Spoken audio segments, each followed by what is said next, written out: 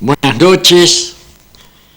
Este es el programa número 174 de Corrientes, antes y ahora. Programa histórico, cultural, una mirada al pasado, una visión del presente. Programa de 1 hora de duración. Se transmite por Canal 4 Cable Tel Mercedes Corrientes los días martes de 21 a 22 horas. Se reitera el miércoles luego del informativo de este canal y luego se lo carga en YouTube. Estas historias son verídicas, las que viví y reviví en mis largas travesías por los campos correntinos. Otras que escuché de personas que las protagonizaron, donde se reflejan fielmente, sin aditamentos políticos, religiosos o sociales, a los hombres y mujeres productos de la tierra correntina, las empresas grandes y pequeñas que empujaron la rueda del progreso. Son ellos, no otros, los protagonistas de Corrientes, antes y ahora. En este programa tienen cabida todos los temas que nos ayuden a descifrar nuestro patrimonio intangible. Agradecimientos a Griselda Montiel, a Romina Lugo y José María Calderón, y a los auspiciantes que hacen posible, con su aporte, que podamos emitir este programa. El 2 de junio se celebró el Día Nacional del Bombero Voluntario. Bombero voluntario, reitero, es voluntario. Esto es un apostolado, es una gran contribución que hacen a la sociedad estos bomberos voluntarios, que en cada misión arriesgan su vida o su integridad física, no saben con qué se van a encontrar. Se está quemando, podrá haber quizás alguna pared que se va a derrumbar, electricidad. En esto de derrumbe de paredes, en una oportunidad murieron muchos bomberos en un incendio en Buenos Aires. Van a los siniestros, que hay cada vez más ahora, por los caminos muy deteriorados, también por la imprudencia, por la velocidad, porque así lo determina el destino. Y decía, van a esos accidentes, muchos de ellos trágicos. Hay que sacar las personas fallecidas dentro del auto, del camión, de la camioneta, o levantarlos de algún lugar donde están, y algunos a ellos quedan apresados. Hay que cortar la chapa, los hierros, para poder sacarlo. No creo que haga falta extenderme mucho en esto, porque todos saben lo que hacen los bomberos voluntarios. ¿Y por qué voluntarios? Hay cuánta gente que cobra como ayudante de algún político, como asesor. Hay cantidades. ¿Y qué hacen? No sé bien, pero lo que sí sabemos es lo que hacen los bomberos voluntarios. Creo que alguien iba a presentar algún proyecto para que se les retribuya, se les pague a esta gente que están prestando, reitero, un grandísimo servicio a la comunidad. Apenas se lo llama, están ellos presentes, con su sirena. Muchas veces los llamaron para hacer un tipo de broma, algo así, no sé qué le pasará por la cabeza a las personas que llaman sin ningún motivo. Pero bueno, entonces el 2 de junio se celebra el Día del Bombero, se celebró el Día del Bombero Voluntario y todos los días es el Día del Bombero Voluntario, ya que una, dos y más veces por día escuchamos esas sirenas que muchas veces nos estremecen. ¿Qué habrá pasado? ¿Qué accidente? ¿Qué incendio? Bueno, muy bien. Entonces, le tenemos que rendir un tributo al bombero voluntario. Se realizó el encuentro literario del Payugre. Ahí está mi foto. Yo estoy leyendo algo. En ese encuentro, que estuvo muy bien organizado por el Grupo Letras, por la Biblioteca San Martín, donde vinieron escritores de distintos lugares de la provincia, con lo que esto significa, el costo.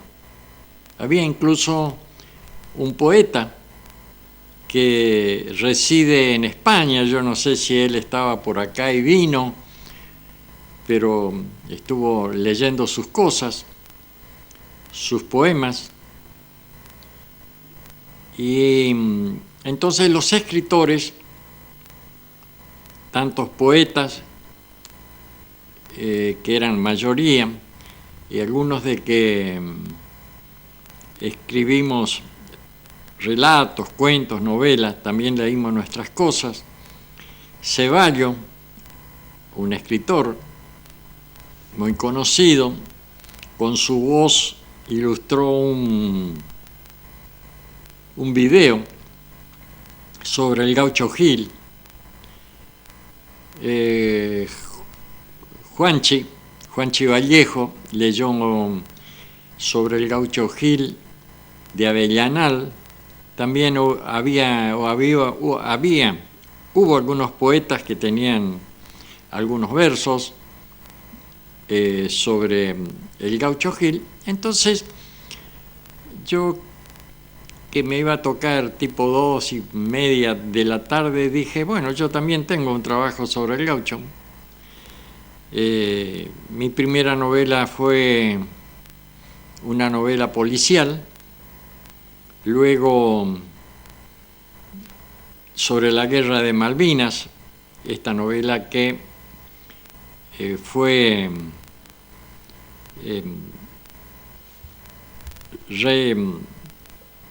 que una editorial del Chaco,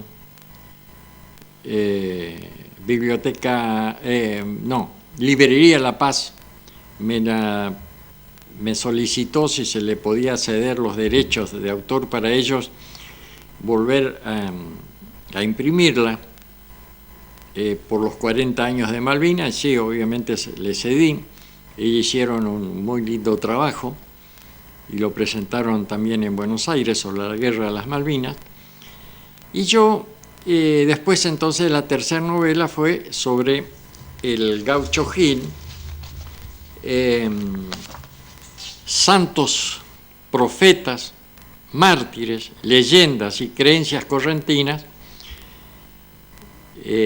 La titulé y era sobre San la Muerte y el Gaucho Gil. Luego la reedité, eso se agotó. Ahí desde desde el santuario de Solari, ahí me compraron prácticamente todos los libros.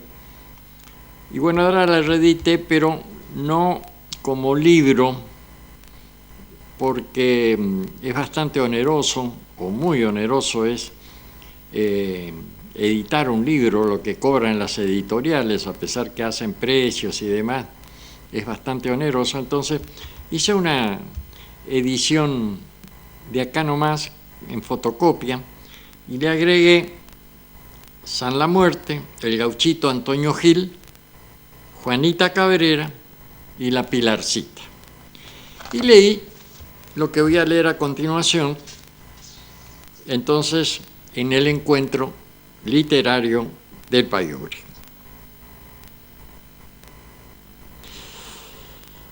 La última parte, entonces, de la primera parte del libro sobre Antonio Gil, que es una exaltación de la leyenda del credo. Antonio no demoró su partida. Se fue como había venido, en silencio, como una sombra, que fue absorbida por la gran sombra de la selva negra del Payugre, el que come las entrañas, como lo llamaban los indios, cará, cará. El cuerpo del forajido muerto de un lanzazo por Antonio Gil fue enterrado por las mujeres en la húmeda tierra. Cuenta la leyenda que nunca más salió pasto sobre la superficie donde estaba enterrado el gaucho asesino, a pesar de la humedad que favorece el desarrollo de la gramínea. Las mujeres desencillaron el caballo del gaucho muerto y largaron al animal al monte. Era libre, ya no tenía dueño. Antonio partió en dirección a su rancho, donde se había criado junto a sus abuelos y su madre, donde había muerto su abuelo y donde habían asesinado a su madre y a su abuela. Iba a cumplir con una promesa, a terminar con una obsesión, a calmar su espíritu atribulado por la necesidad de venganza. Iba a pagar una parte, solo una parte de la deuda con su madre y su abuela. Al anochecer, Antonio llegó a la costa del Bañado, desencilló su caballo y puso la calcha sobre la canoa.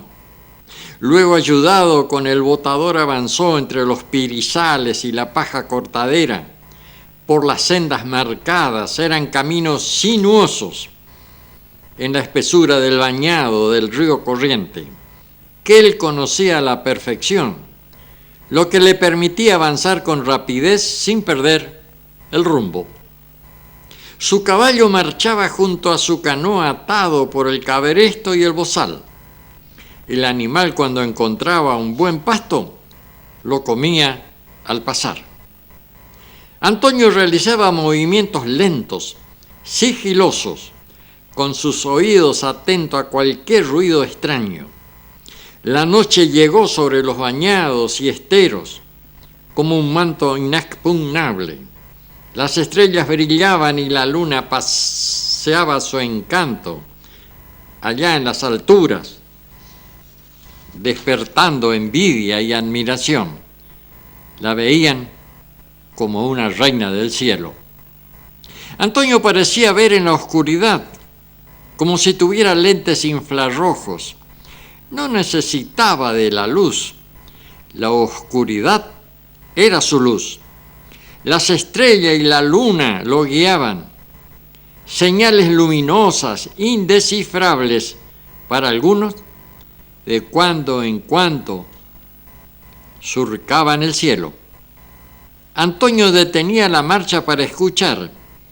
Su oído recepcionaba los ruidos nítidos y los casi inaudibles. Era un hombre del monte y del bañado. Pertenecía a una raza bravía de hombres con coraje. Nada los asustaba. los que habían logrado sobrevivir a las enfermedades, a las penurias, a las necesidades, eran seres humanos extremadamente fuertes. De otra manera, hubieran muerto en el intento de vivir. Al amanecer, Antonio llegó a su rancho, a su querido y añorado rancho, donde había pasado los momentos más felices y más angustiantes de su corta vida. El rancho, donde había vivido en compañía de su abuela y su querida madre, siempre había sido una vivienda precaria, muy precaria, similar a las construidas en la costa de los esteros o de los montes. Paja, palos, piso de tierra, adobe, un alambrado perimetral para que no entre el ganado mayor. Las ovejas pasaban debajo del alambrado en busca de refugio en los días de calor o de lluvia. El rancho estaba derruido. El viento lo había ladeado. Los vacunos rompieron el alambrado perimetral y entrado en lo que antes eran las habitaciones y la cocina. Antonio se acercó lentamente. Una fuerza lo atraía hacia el rancho y otra similar trataba de evitar que se acerque. Era como si allí, en ese momento, se estuviera jugando su destino y el de miles de personas. La disyuntiva bíblica volvía a plantearse: deberás ser el elegido o podrás ser el elegido. El magnetismo de atracción y de rechazo libraba su última batalla para decidir. Antonio Gil Núñez avanzó con paso resuelto hacia el rancho, o lo que quedaba materialmente de él. Los recuerdos estaban intactos, palpables. Antonio se abrió paso entre la telaraña, pisando la bosta de caballos, vacas, ovejas y carpinchos. Entró en la habitación de su madre. Allí estaba el catre donde ella descansaba.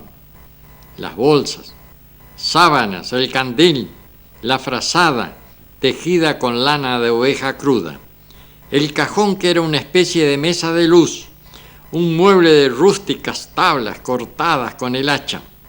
Estaba el catre de su abuela y algunas ropas sucias y deshilachadas.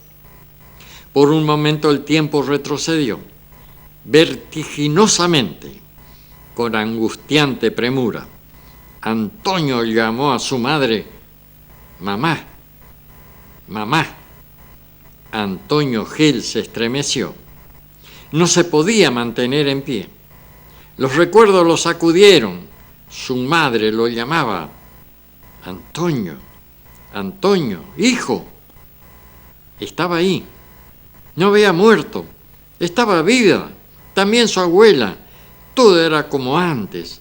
Nada había cambiado. Pero fue solo un instante. Un momento. La realidad regresó con fuerza. Y la crueldad. Gruesas lágrimas llenaron sus ojos y se deslizaron por las mejillas. Había matado a los asesinos, pero no era suficiente.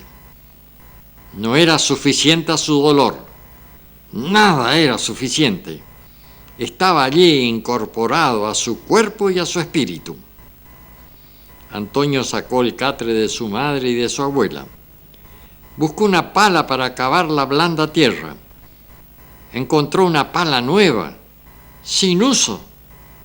No se pudo explicar quién había puesto esa pala allí, en el bañado, en la costa del río Corrientes. Cavó un gran pozo, puso allí los catres y sobre ellos los trozos de piel de su madre y su abuela. Tapó el pozo apisonándolo.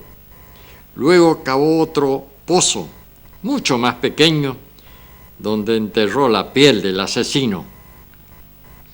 Piel por piel, sangre por sangre. Era la consigna, y así debía ser. Gil enterró su lanza en el suelo en señal de combate. Luego levantó su guacha en su mano izquierda y su machete en la derecha,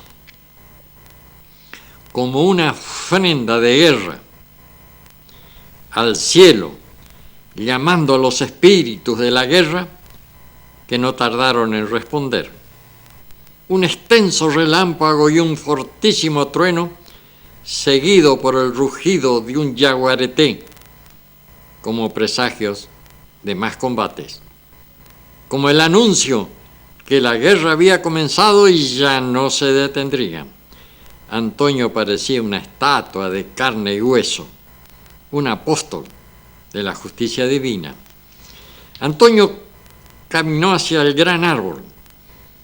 De un ágil salto se trepó rápidamente, llegó hasta las gruesas ramas con su machete. Abrió la cáscara y allí estaba el sobre que alguna vez le había dado su madre, y en sus oídos retumbaban: cuando seas mayor, lleva este sobre a un chiruichá. Yo gané esto para vos. Antonio guardó el sobre, sin revisarlo.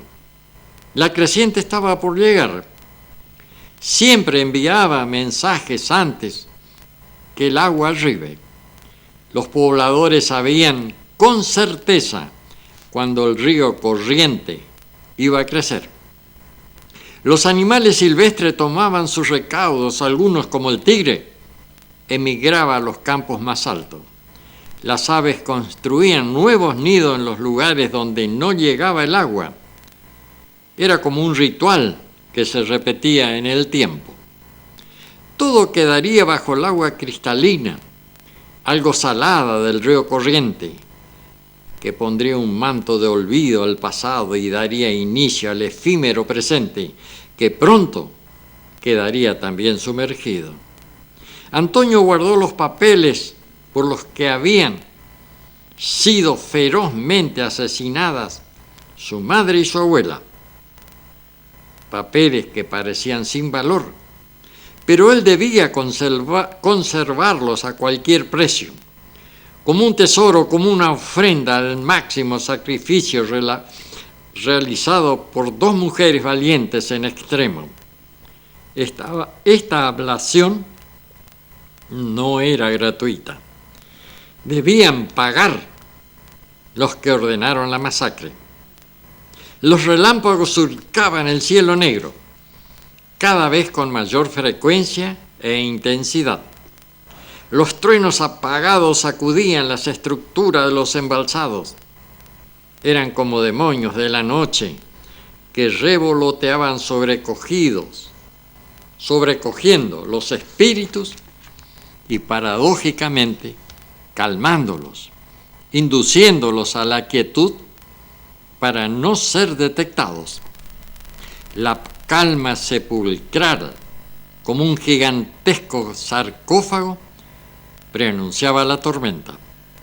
La ira de los dioses se estaba por desatar. Antonio observó nuevamente el inmenso espacio que había detrás de él. Sus ojos adquirieron un extraño brillo, refractando los relámpagos y las centellas. Toda su niñez y su infancia quedarían sepultadas por las aguas y por las circunstancias del destino. Tenía que dejar su amada canoa en la que había pescado, cazado y recorrido el río. Nada de su pasado le pertenecía. Se iniciaba un nuevo tiempo, el de completar la venganza. Antonio con su machete agujereó su canoa para que descanse en el lecho del río. Ya había cumplido su misión. La canoa no se hundió enseguida, se resistía a bajar a las profundidades. Ella siempre había estado a flote aún en las peores tormentas. El agua ingresó lentamente y la canoa se fue hundiendo, preguntándose ¿por qué? Antonio esperó hasta que su canoa se sumerja por completo mientras su corazón parecía también dejar de latir por la pena. Antonio subió a su caballo, miró hacia atrás, levantó su machete al tiempo que su caballo se paraba en dos patas. En la inmensidad de los agrestes campos terminaba una época y comenzaba una epopeya. Antonio Gil Núñez iba hacia su destino. No podía eludir la misión encomendada. Era tiempo de definir si podría ser el elegido o debería serlo. Bueno, entonces este es el final de la primera parte de esta novela. Ahora, antes de ir al video de la Revolución de Mayo, vamos a ir a un chamamé, Sonidos del Alma, por Cristian Vallejos. Sonidos del Alma, por Cristian Vallejos.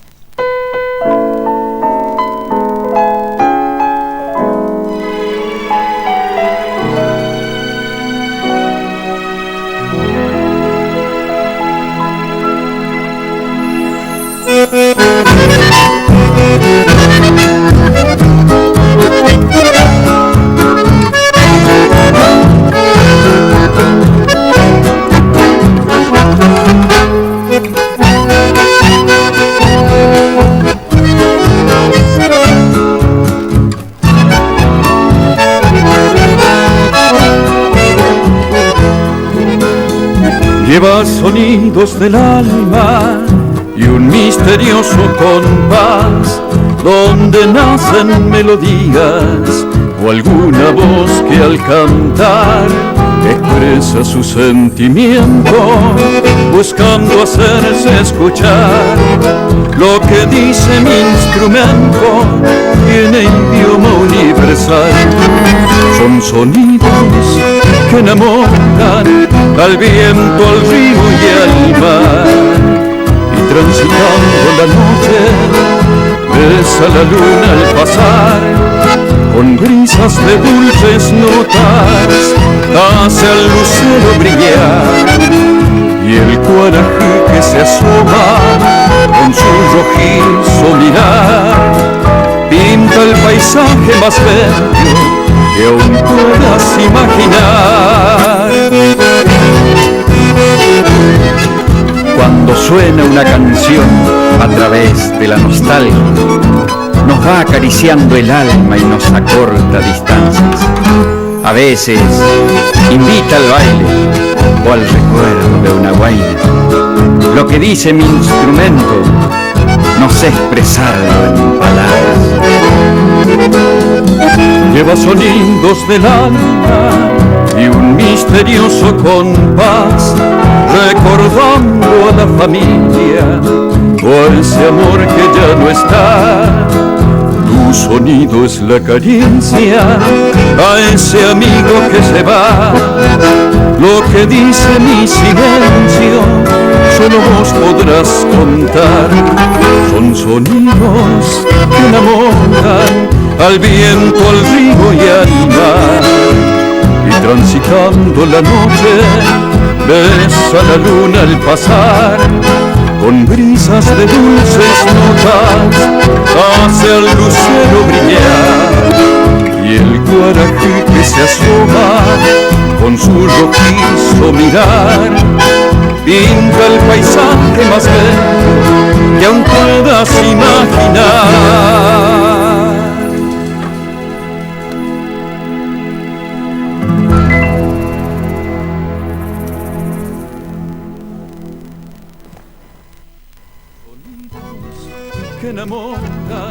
Bueno, entonces, Sonido del Alma, por Cristian Vallejos. Ahora sí, vamos a ir a un video sobre la Revolución de Mayo, hace ya unos días, 25 de mayo. Entonces, de alguna manera vamos a recordar a esa revolución. Esto es el Río de la Plata, el territorio más austral del Imperio Español en América. 3 siglos bajo la autoridad de la corona española. La Junta de Sevilla había caído. Toda España estaba en poder de Napoleón. El rey estaba preso. Y aquí, a 8.000 millas de Madrid, la noticia empezó a circular. La situación había cambiado.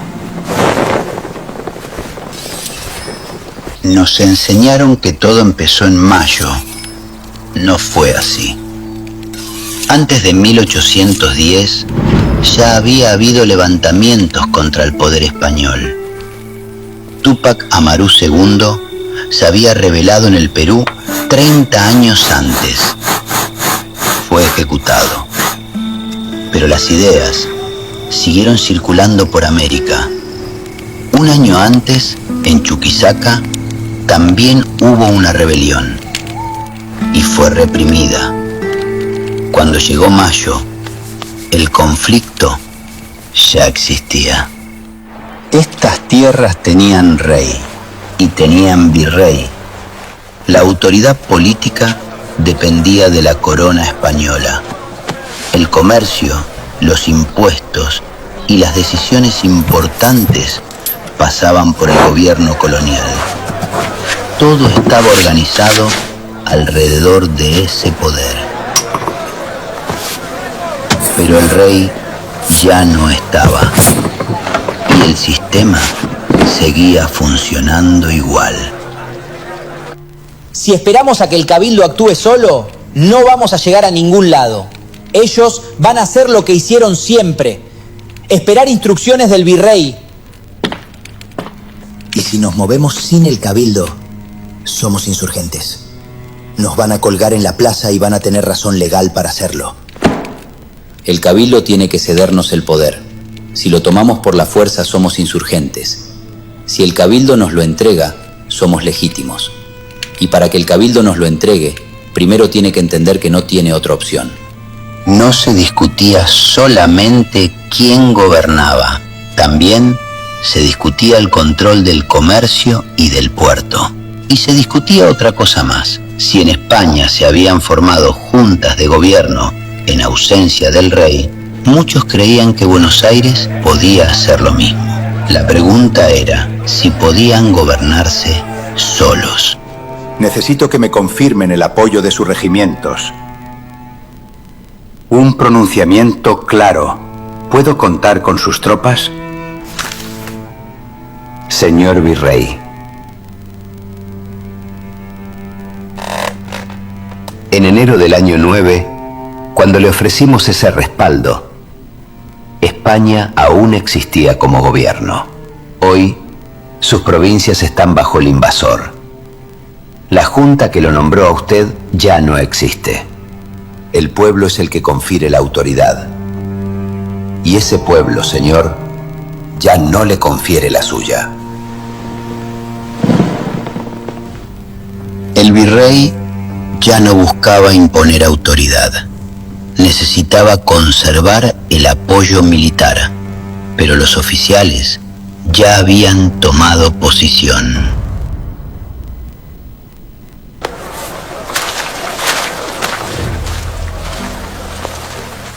Domingo French, Antonio Beruti. La organización de la plaza quedó en sus manos. No era una celebración, era una demostración de fuerza. El mensaje era claro: tenían apoyo armado.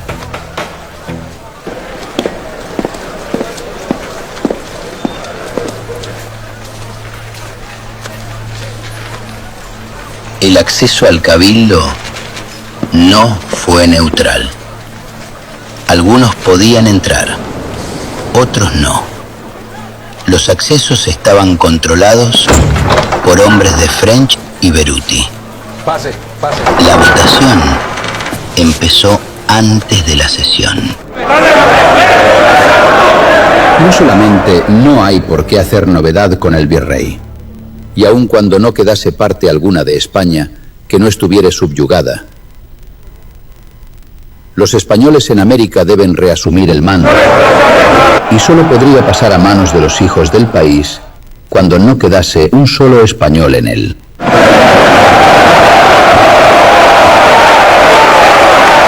¡Silencio!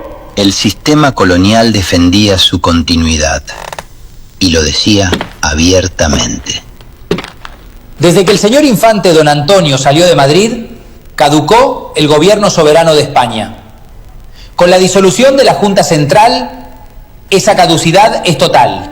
El Consejo de Regencia no tiene legitimidad, porque América no le delegó autoridad. En consecuencia, la soberanía vuelve al pueblo. Por primera vez, la idea de soberanía popular se expresó públicamente en el Cabildo. ¡Silencio!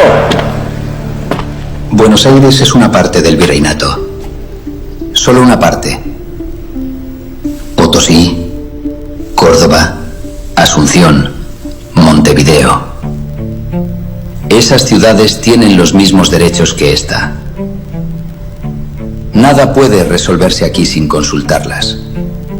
Nada. Buenos Aires no puede esperar. Así como un hermano mayor toma decisiones para salvar a su familia sin esperar el permiso de los ausentes, Buenos Aires actúa ahora en nombre de sus provincias y las convocará después. El problema era el tiempo. Esperar la respuesta de las otras ciudades podía paralizar todo el proceso.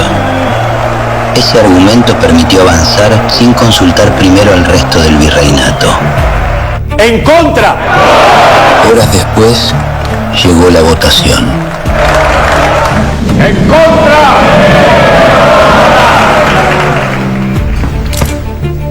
¡A favor!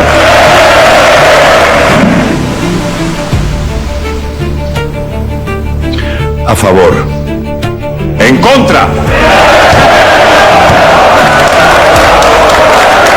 158 votos contra el virrey.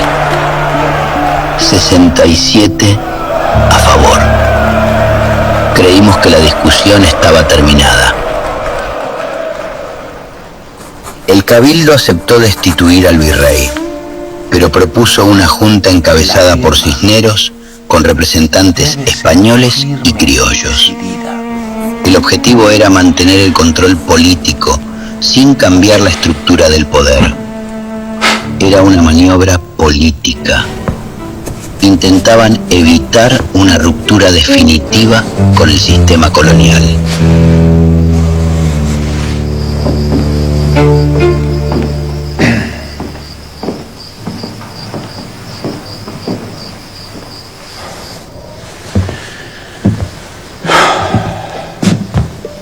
Juro a la patria y a mis compañeros que si a las 3 de la tarde del día inmediato el virrey no hubiese renunciado, a fe de caballero, yo le derribaré con mis armas. No necesitamos derribar nada. Si todos firmamos la renuncia esta noche, su junta queda vacía al amanecer. No hay que pelear contra ellos. Hay que dejarlos solos. La respuesta fue dejar sin apoyo a la nueva junta.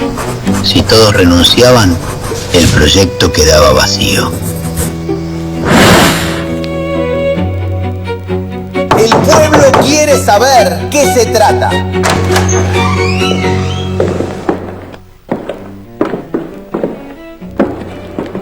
Señores del Cabildo, esto ya pasa de juguete. No estamos en circunstancias de que ustedes se burlen de nosotros con sandeces. Si hasta ahora hemos procedido con prudencia, ha sido para evitar desastres y efusión de sangre. El pueblo, en cuyo nombre hablamos, está armado en los cuarteles. Y una gran parte del vecindario espera la voz para venir aquí. ¿Y dónde está ese pueblo, señor? ¿Quieren ustedes verlo? Toque la campana. Y si no tiene badajo, nosotros tocaremos Generala. ¿Sí o no? Pronto, señores, pero si volvemos con las armas en la mano, no responderemos de nada. Decían representar al pueblo. Ese día, el pueblo estaba en la plaza, armado, esperando una respuesta. Juráis a Dios nuestro Señor y estos santos evangelios desempeñar fielmente el cargo con que habéis sido honrado, conservar la integridad de estos dominios, al señor don Fernando VII y sus legítimos sucesores, y guardar las leyes del reino. Juramos lealtad al rey, pero el poder ya estaba cambiando de manos. ¡Juro! Nadie sabía exactamente qué iba a pasar después, pero por primera vez, el gobierno local quedaba en manos nacidas en estas tierras. El 25 de mayo marcó el comienzo de un nuevo proceso político. Ese día comenzó un nuevo gobierno en Buenos Aires. Muchos de su generación creen que esto fue un milagro, un papel firmado bajo la lluvia. No saben lo que vino después. La libertad no cuesta sangre solamente. Exigió inventar símbolos de la nada para recordarnos por qué moríamos.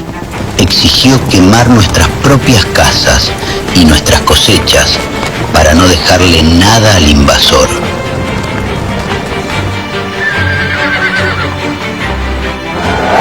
Cuesta la vida entera de una generación, cruzando los infiernos de hielo para llevar la revolución a todo el continente.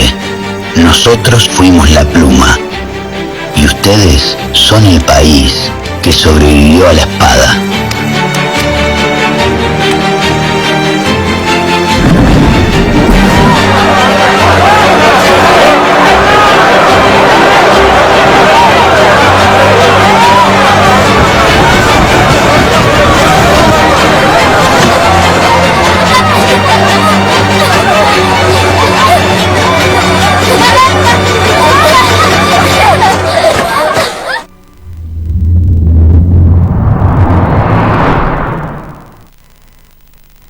Muy bien.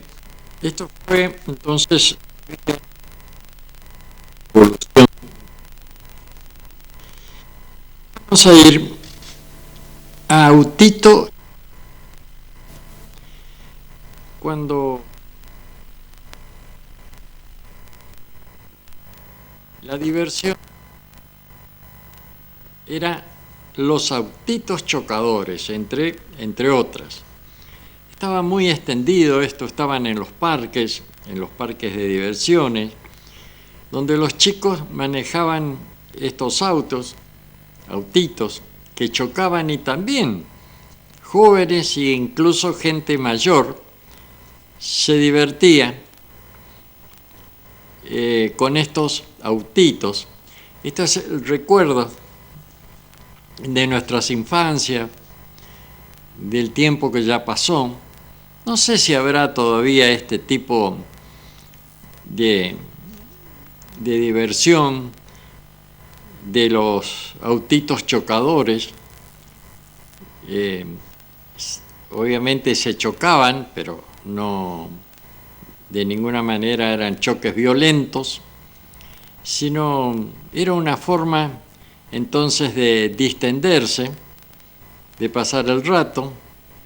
Eran autos eléctricos,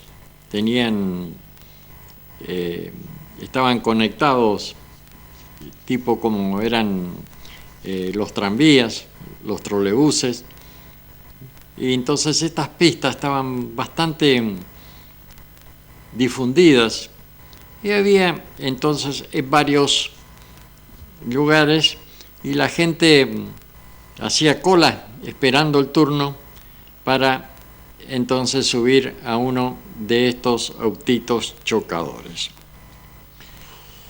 Ahora voy a ir a una gaseosa, a la Chinchivira. Antes no había prácticamente gaseosas, no estaba la Coca-Cola y todo lo demás, sino que era la chinchivira. No sé si tenía gas o era... pero era el refresco que vendían en todos lados y obviamente no tenía alcohol. No sé mucho el gusto, medio dulzón, aunque no tanto. Y esto era la bebida que existía antes, muy difundida, la chinchivira, muy buscada en todos los negocios. Había en el campo también los negocios del campo que expendían bebidas alcohólicas, pero también la chinchivira, una bebida entonces famosa, hasta que empezaron a ingresar otras bebidas. Yo creo que era una bebida muy sana, que no tenía edulcorantes ni nada raro, hasta que después empezó a entrar Coca-Cola, que la Coca-Cola es una bebida que no se sabe bien qué es su constitución, por eso es que se le había prohibido acá en la Argentina, en muchas provincias, porque no sabía cuál era la fórmula, hasta que, bueno, después seguramente con alguna inyección de dinero esto se obvió y pudo ingresar Coca-Cola y, bueno, entra en una cantidad de bebida. Pero recordamos entonces la chinchivira. Ahora ya estamos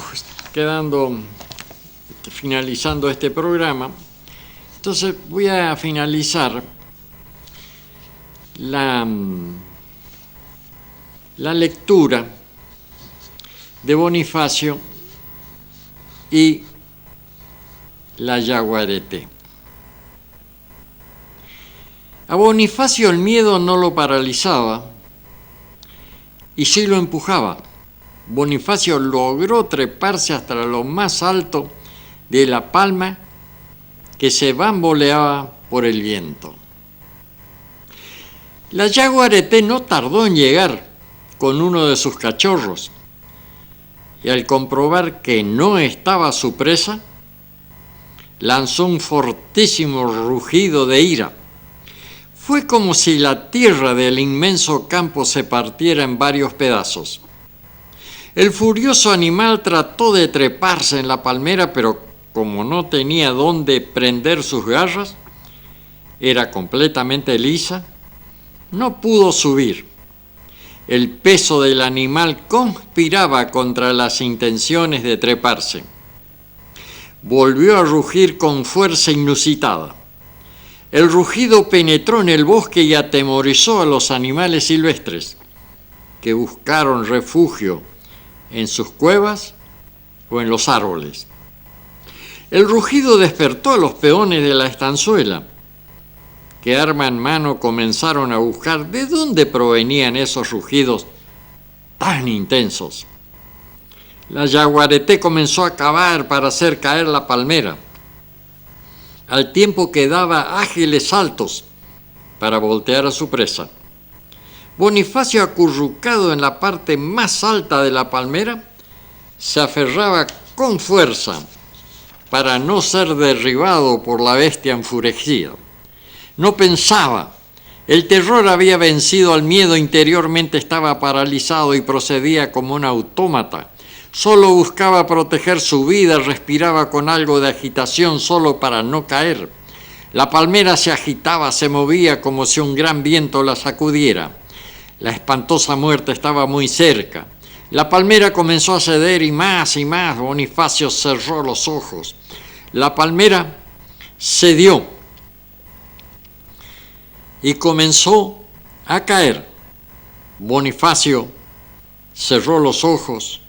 La bestia carnicera esperaba con áncora a su presa para devorarla. El estruendo del golpe que dio la palmera al caer coincidió con el estruendo de 2 disparos de escopeta y rifle. Las balas hirieron al animal salvaje que por instinto tomó a su cachorro entre sus dientes y huyó a la espesura del monte. Bonifacio, después de esa terrible experiencia, no fue el mismo. Pareciera que sus aletargados sentidos adquirieron un nuevo ritmo. Se agilizaron sus pensamientos y reacciones. Ya lo dejaron de llamar poco seso, algo que quizás puede explicar por la alteración de su sistema nervioso. No pudo sacar más miel de las abejas que lo atacaban a pesar del humo. Era como si el repugnante olor del yaguareté persistiera en él y se convulsionaban al panal, que rápidamente lo atacaban, no permitiendo que extrajera la miel de los panales. Bonifacio y la yaguareté, un antes y un después del horror. Bueno, muy bien, ya estamos finalizando este programa, entonces vamos a ir a un chamamé, No cualquiera es correntino, por Emilia López. Emiliano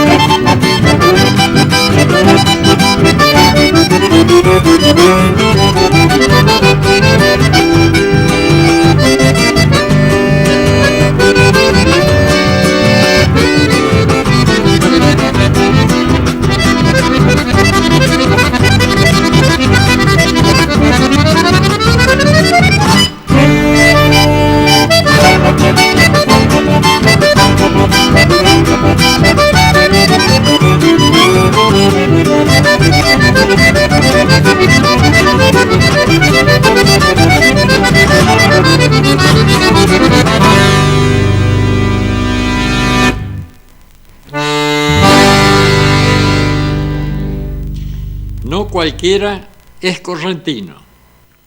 Esto ha sido todo para este programa, Corrientes antes y ahora. Si el destino así lo permite, el próximo martes, a partir de la hora 21, estaremos nuevamente en este canal, en este horario, con un programa de similares características, recordando que mañana, miércoles, luego del informativo de este canal, este programa va a ser reiterado. Tengan ustedes muy buenas noches y muchas gracias.